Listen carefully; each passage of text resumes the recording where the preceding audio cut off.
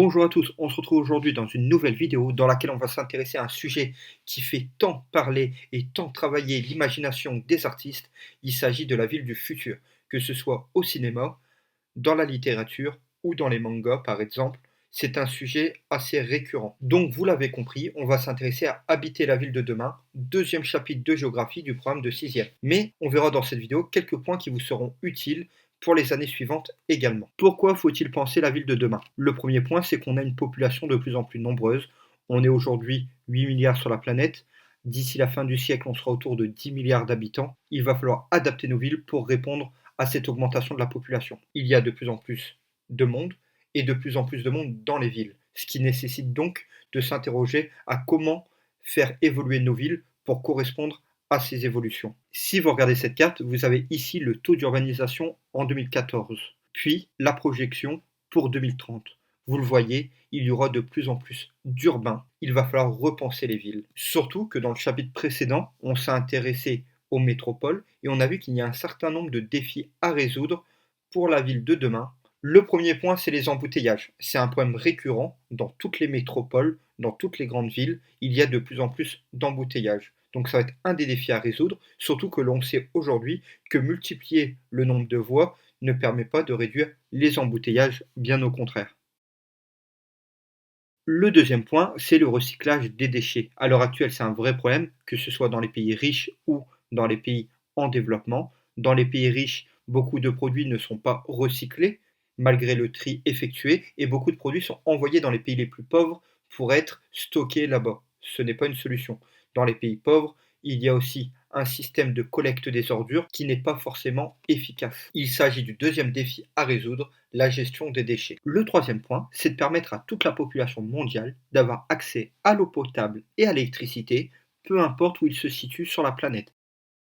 Quatrième défi à résoudre, l'accès à de la nourriture de qualité et en quantité pour tous. Dans les pays les plus pauvres, on va avoir du mal à avoir de la nourriture en quantité. Dans les pays les plus riches, c'est plutôt un problème de qualité, avec la multiplication notamment des fast-foods. Quatrième point, le changement climatique et la multiplication des catastrophes. Vous le savez sans doute, nous sommes en plein changement climatique. Ce changement climatique multiplie les catastrophes. Ça va être un des défis à résoudre pour les prochaines années, s'adapter au changement climatique. Sixième point, la pollution de l'air. En effet, la multiplication des voitures, la multiplication des usines vont entraîner une hausse de la pollution de l'air. Mais c'est aussi la pollution plastique. On l'a vu tout à l'heure avec la gestion des déchets. De nombreux déchets sont jetés dans les cours d'eau, puis atteignent l'océan. Il va falloir régler ce problème de pollution, que ce soit de la pollution de l'air ou de la pollution plastique. Autre défi à résoudre, l'insécurité. Bien sûr, l'insécurité prend des formes très différentes selon le niveau de développement du pays. Autre point, avec des images que vous connaissez peut-être, c'est lutter contre la ségrégation socio-spatiale, c'est-à-dire que les villes de demain vont devoir résoudre ce problème de séparation entre les riches et les pauvres. Dernier défi à évoquer avec vous, il s'agit de l'étalement urbain. L'étalement urbain, deux problèmes.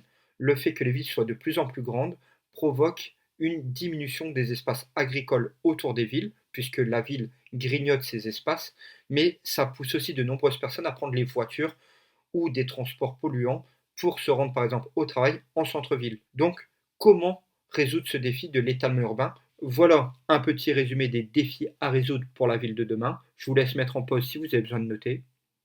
Et maintenant, on va se demander à quoi ressemblera la ville de demain. On va s'intéresser qu'à des solutions et innovations pour une ville durable, que des solutions qui existent déjà. On va laisser les voitures volantes de côté pour un moment. Dans un premier temps, qu'est-ce qu'une ville durable? Une ville durable, c'est une ville qui mélange le social, l'économie et l'environnement pour créer cette ville durable. Il faut un équilibre entre les trois. Le premier point, c'est l'agriculture urbaine, puisque ça va permettre de fournir de l'alimentation de qualité pour les habitants, et puis ça permet de limiter le nombre de transports et donc la pollution de l'air. Autre point lié au précédent, ça va être de rajouter du vert, de la nature dans les villes. Ici, vous avez différents projets, Singapour, Valence, New York, où on a utilisé d'anciens espaces qui ont été transformés pour apporter un peu de verdure dans les villes, apporter un peu de nature. Je n'ai pas besoin de vous rappeler l'importance des arbres, notamment dans la lutte contre le CO2 et pour rafraîchir les villes. Autre point, le recyclage des déchets. Vous l'avez compris, dans la ville du futur, il faut régler le problème des déchets et donc ça passe par du recyclage, que ce soit les déchets alimentaires, les déchets plastiques ou par exemple encore donner une deuxième vie à certains objets. Donc le recyclage va être une base importante pour la construction des villes du futur. Quatrième point, ça va être les énergies. Développer les énergies dites propres, les panneaux solaires, les éoliennes par exemple, et ça va être de mettre en place des bâtiments à énergie positive, c'est-à-dire des bâtiments qui fabriquent plus d'électricité que ce qu'ils consomment.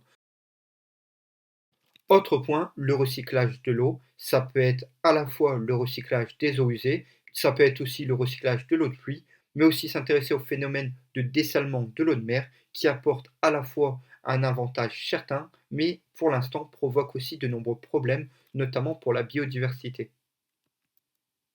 Vous l'avez sans doute compris tout à l'heure, mais pour limiter les embouteillages, pour limiter la pollution de l'air provoquée par les voitures, le mieux c'est de développer ce qu'on appelle les transports doux, que ce soit des transports individuels ou collectifs en commun, mais à faible consommation d'énergie. Ça permet à la fois donc de limiter les embouteillages, mais aussi la pollution de l'air. Les architectes aussi vont devoir jouer leur rôle pour inventer la ville de demain. Oui, les architectes vont devoir réfléchir, se pencher sur des nouvelles formes d'habitat. Ici, vous avez une ville flottante, vous avez d'autres types de gratte-ciel et vous avez même ce qu'on appelle un gratte-sol. C'est bien sûr des projets, mais les architectes auront un rôle très important pour réfléchir à la ville de demain.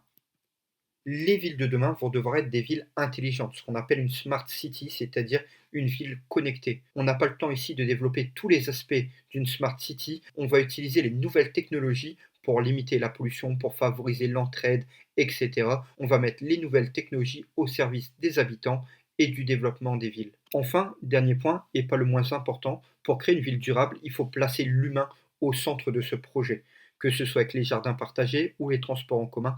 Impossible de créer la ville du futur sans l'aide et sans l'adhésion de la population.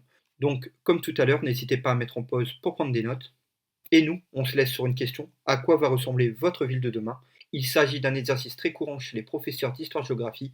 Invitez les élèves à réfléchir sur la ville de demain, des fois en collaboration avec les profs d'art plastique. Mais l'important, c'est de montrer que vous êtes acteur. C'est vous qui allez créer la ville de demain. C'est pour cette raison que nous vous invitons à dessiner votre ville du futur, à faire des plans, à faire des maquettes, ou même à réaliser des villes dans les jeux vidéo, puisque nous souhaitons vous rendre protagoniste, puisqu'en 2050, c'est vous qui allez vivre dans ces villes du futur et c'est vous qui allez participer à leur mise en place. Donc voilà, je compte sur vous pour rendre des beaux projets autour de la ville de demain. N'oubliez pas non plus de rendre une fiche d'explication avec vos projets puisque votre enseignant ne peut pas deviner ce qui se passe dans votre tête.